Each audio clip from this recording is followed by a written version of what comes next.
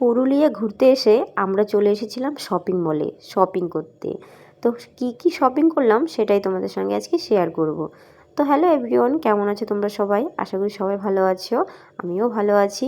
তো আমরা শপিং মলে এসে কি কি কিনলাম সেটাই তোমাদের সঙ্গে দেখাবো। আর এই যে দেখলে আমার এটা ভাগ্নি, এদের বাড়িতেই আমরা বেড়াতে গেছিলাম। আমরা এসেছিলাম না হলেও 10-12 জনের মতো। সবাই যে যার মতো দেখছে, কিনছে, ঘুরছে। আর শপিং মলে কী বলো তো, সবাই একটু মানে নিজের পছন্দ মতো জিনিসগুলো কেনা যায়। তো সবাই যে যার মতো কিনছে জিনিসগুলো। আমরাও দেখছিলাম, নেব না করে তবুও অনেক কিছু নিয়েছি। তোমাদেরকে সেটা ভিডিও লাস্টে দেখাচ্ছি। তো চলো ওয়েট করতে থাকো আর দেখতে থাকো ভিডিওটা।